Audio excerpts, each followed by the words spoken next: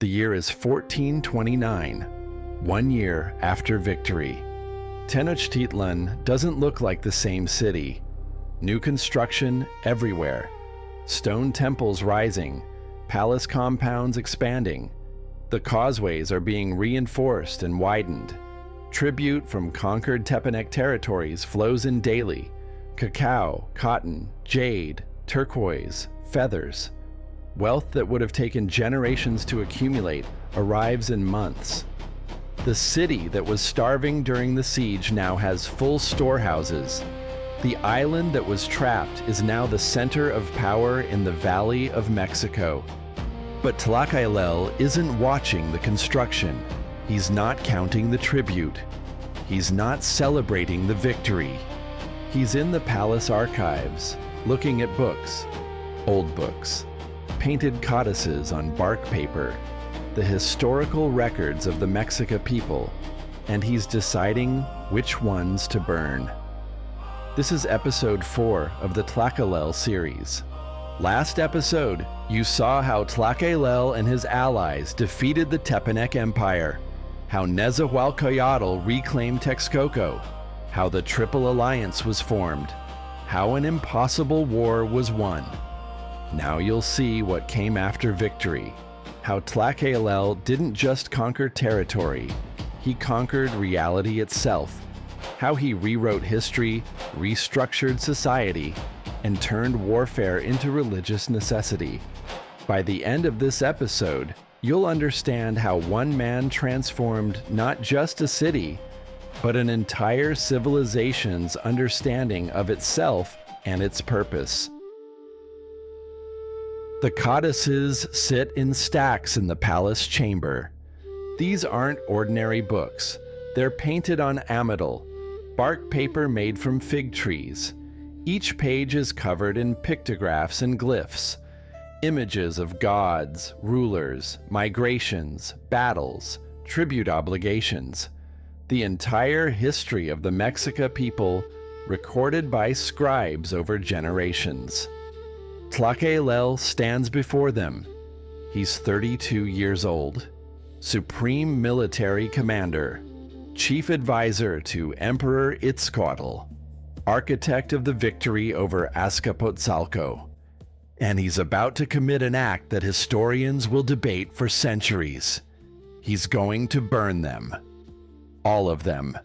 Not because they're inaccurate, not because they're damaged, but because they tell the wrong story. The current histories say the Mexica came from Aztlan. They wandered for generations. They arrived in the Valley of Mexico late, after all the good land was taken. They were given the swampy islands because nobody else wanted them. They survived by being useful to more powerful cities. They paid tribute. They served. They endured. It's a story of humility, perseverance, knowing your place, and it's completely incompatible with what Tlacaelel is building, because the Mexica aren't vassals anymore. They're conquerors. They control the Triple Alliance. They collect tribute from dozens of cities. They're the dominant power in the valley. But dominance requires justification. You can't just conquer people and expect them to stay conquered. You need a reason, a story that makes your rule feel inevitable, natural, divinely ordained. The old histories don't provide that story, so Tlacaelel is going to create new ones. Itzcoatl enters the chamber. The emperor is in his 60s now. He's watched his nephew orchestrate a war, forge an alliance, and defeat an empire. He trusts Tlacaelel's judgment. But even he pauses when he sees what his nephew is proposing. "You want to burn the histories," Itzcoatl says. "Yes." "All of them?" "All of them." The emperor walks to the stacks of codices, picks one up, opens it. Pages of painted glyphs, stories of ancestors, records of kings, centuries of memory. "The council won't like this," Itzcoatl says. The council will understand, Tlacaelel replies. We can't rule an empire with the stories of tributaries. The old histories say we arrived late and got lucky. The new histories will say we were always meant to rule, that Huitzilopochtli chose us, that everything that happened, the tribute, the subjugation, the struggle, was preparation, a test, and we passed. Do it, he says, but make sure the new histories are ready before the burning. I don't want even a day where we have no past. The next morning, in the main plaza of Tenochtitlan, the burning happens.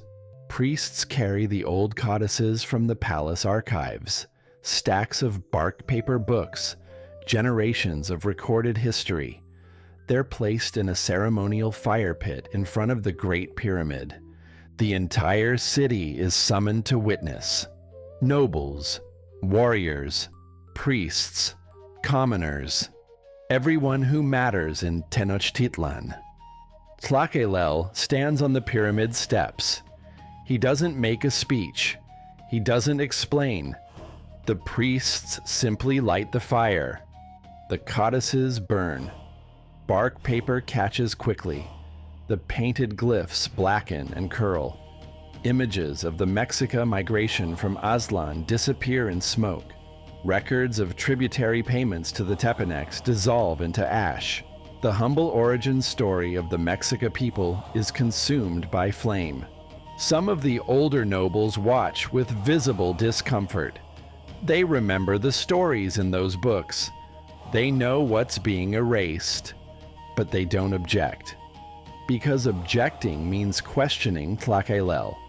So they watch, and they say nothing, and they let the old truth burn. By midday, it's done. The codices are ash.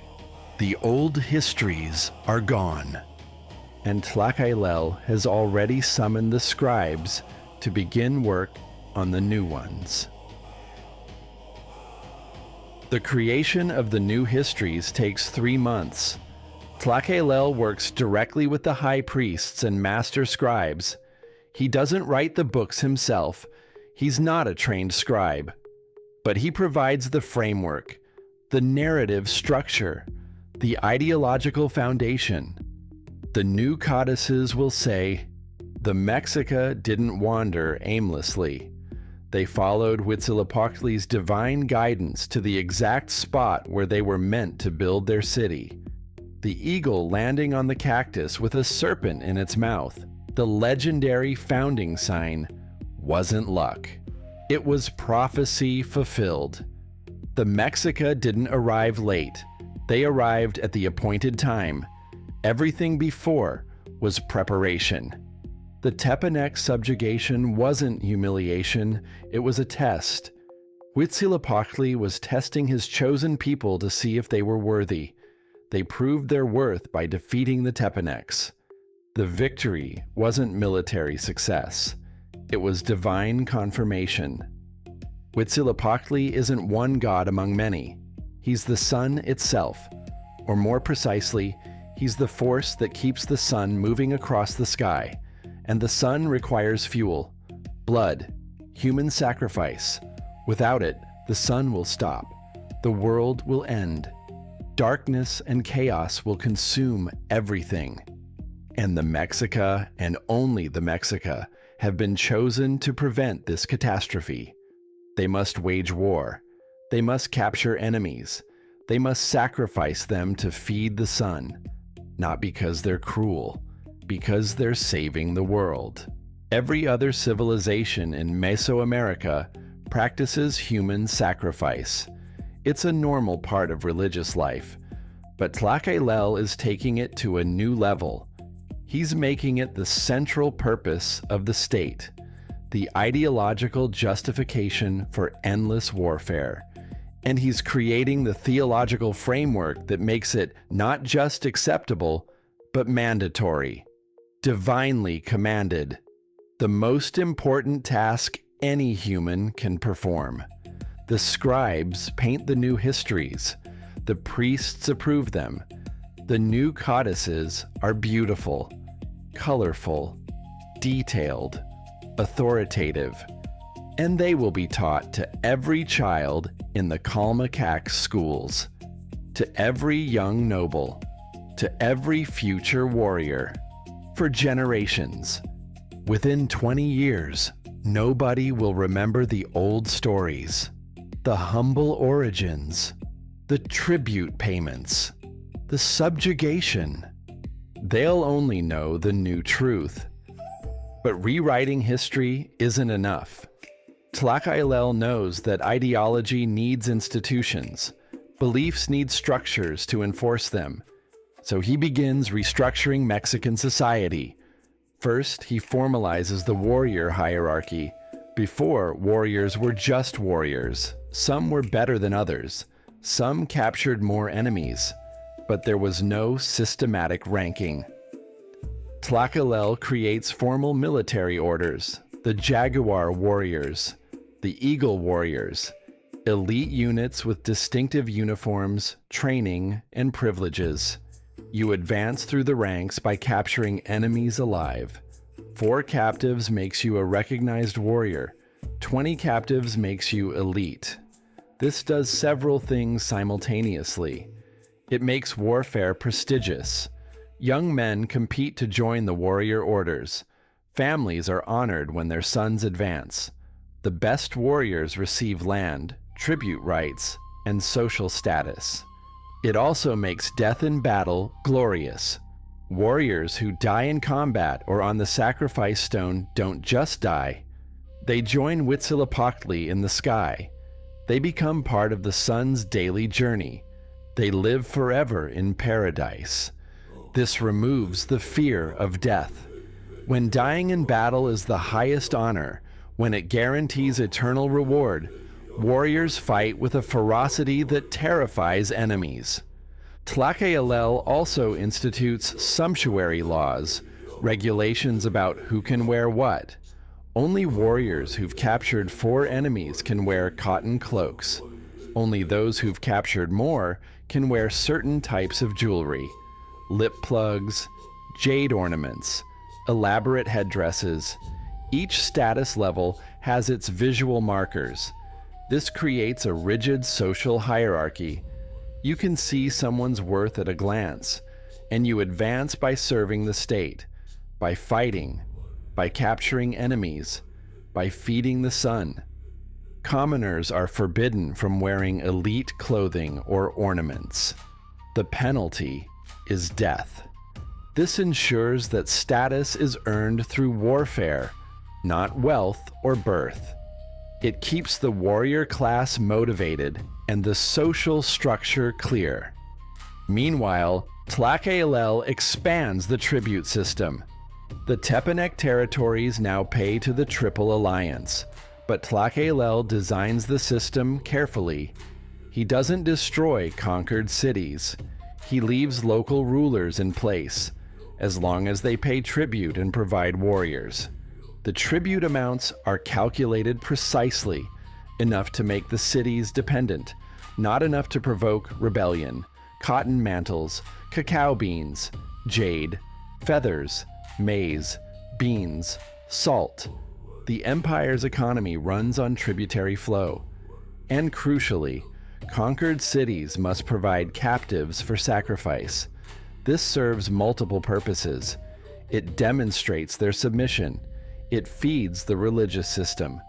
And it ensures the empire always has enemies to sacrifice, even in peacetime. This is where the Flower Wars come in. The Flower Wars, Xochiaoyotl in Nahuatl, are Tlacaelel's most innovative creation. They're not wars in the traditional sense. They're ritualized battles, scheduled conflicts between the Triple Alliance and cities like Tlaxcala, fought not to conquer territory, but to capture warriors for sacrifice. Both sides agree to the battles. They're almost sporting events. Warriors from both armies meet on a predetermined field. They fight using traditional weapons. The goal isn't to kill, but to capture. Winners get captives to sacrifice. Losers provide those captives. Both sides benefit. Warriors get combat experience, glory, the chance to capture enemies and advance through the ranks. The religious system gets fed. The sun keeps rising. And nobody's city gets destroyed. No economies collapse. No trade networks break. The flower wars provide the benefits of warfare without the costs of total war.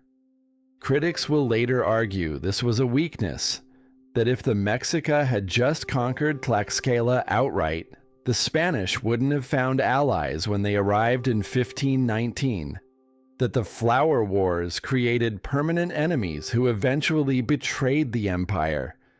But in 1430, it seems brilliant. Sustainable warfare, ritualized conflict, a system that can run forever. Tlacaelel oversees the first flower war personally, Tenochtitlan and Texcoco warriors against Tlaxcala. The battle lasts 3 hours. Both sides fight fiercely. The Mexica capture 40 warriors. Tlaxcala captures 20. The Mexica captives are marched back to Tenochtitlan. Some go to the sacrifice stone immediately. Others are held for future ceremonies. The sacrifices happen on the Great Pyramid. The method is practiced, efficient, ritualized. 4 priests hold the captive on the stone. A 5th priest, the one who performs the sacrifice, uses an obsidian knife. The cut is precise, the chest opened, the heart removed while still beating, the body rolled down the pyramid steps. It's brutal. It's horrifying by modern standards. But in Mesoamerica in the 1430s, it's normal. Every civilization does it. The Mexica are just doing it more. Bigger ceremonies, more captives, greater scale. And Tlacaelel frames it as the most important work in the world. Warriors aren't killers, they're saviors. They're feeding the sun. They're preventing apocalypse. They're doing what the gods demand. This ideological framework will power the Aztec Empire for the next 90 years. By 1432, 3 years after the victory over Azcapotzalco, the transformation is complete. The Mexica have a new history that portrays them as a chosen people. They have a supreme god, Huitzilopochtli, who requires constant blood sacrifice. They have a warrior culture that glorifies death in battle and conquest. They have formal military orders that structure the warrior class. They have sumptuary laws that make status visible and earned through warfare. They have a tribute system that extracts wealth without destroying conquered cities. They have flower wars that provide combat experience and sacrificial captives without total warfare. Tlacaelel didn't just win a war. He built a machine, a self-sustaining imperial system, a civilization that runs on conquest, sacrifice, and divine mandate. And it works. The Triple Alliance expands rapidly. Cities south of the valley, east into the highlands, west toward the Pacific coast. Every victory brings tribute. Every victory proves Huitzilopochtli's favor. Every victory reinforces the ideology. Young men compete to become warriors. Families celebrate when their sons capture enemies. Priests perform sacrifices on schedule. The empire grows. Itzcoatl rules as emperor, but everyone knows who designed the system, who restructured society, who rewrote reality. Tlacaelel is 34 years old. He'll live another 55 years. He'll serve 3 more emperors. He'll oversee the empire's expansion to its greatest extent. But the foundations are laid now. In these years after victory, when he burned the old histories and wrote new ones, when he elevated Huitzilopochtli, when he built the warrior culture, when he created the flower wars, everything that comes after, the conquests, the grand ceremonies, the massive pyramids, the tribute networks spanning hundreds of miles, all of it rests on the ideological and institutional framework he's building right now. He's not just a military commander. He's not just an advisor. He's a civilizational architect. Someone who understood that controlling territory isn't enough. You have to control how people understand themselves, their history, their purpose, their destiny, and Tlacaelel controlled all of it. One evening in 1433, Tlacaelel stands on the steps of the Great Pyramid watching the sun set over Lake Texcoco. The city below has changed completely from the frightened, starving place it was during the Tepanec siege. Now it's confident, wealthy, powerful, the center of an expanding empire. A young priest approaches. He's one of the scribes who worked on the new histories. He's been teaching them at the Kalmakak school. "The students believe it," he says. "Believe what?" Tlacaelel asks, though he knows. "The new histories. They don't question them. They don't remember the old stories. When I teach them that Huitzilopochtli chose the Mexica, that we've always been meant to rule, that feeding the sun is our sacred duty, they accept it completely. It's truth to them." Tlacaelel nods. This is what he wanted, what he built. A generation that will grow up believing the new narrative, who will teach it to their children, who will make it immortal. "That's good," he says. "Is it true?" the priest asks. "Did Huitzilopochtli really choose us? Is that why we won?" Tlacaelel looks at the young priest. He could tell him the truth, that they won because of strategy, alliance building, timing, Maxtla's mistakes, Nezahualcoyotl's determination, Tlacopan's betrayal, human decisions and military execution. But the truth doesn't matter anymore. The new narrative is stronger than truth, more useful, more powerful. "The sun rose this morning," Tlacaelel says. "It will rise tomorrow. It rises because we feed it. That's all anyone needs to know." The priest bows and leaves, satisfied, faithful, certain of his civilization's divine purpose. Tlacaelel remains on the pyramid steps as darkness falls. The city lights begin to glow below. Cooking fires, torches, ceremonial braziers. He's 35 years old. He's rewritten history, restructured society, created an ideology that will power an empire for nearly a century. He won't live to see the Spanish arrive in 1519. Won't see how the systems he built will both enable the empire's glory and contribute to its vulnerabilities. Won't see how the tributary cities he incorporated will become Spanish allies, how the flower wars with Tlaxcala will create a permanent enemy at the empire's heart. But that's 90 years away. Right now, in 1433, he's built something unprecedented in Mesoamerican history.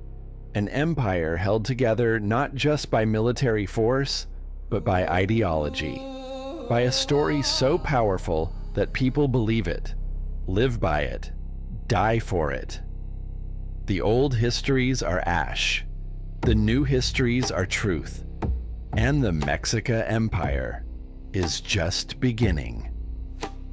Next episode, Legacy, the final decades, the great ceremonies, the death of the architect, and the empire he left behind.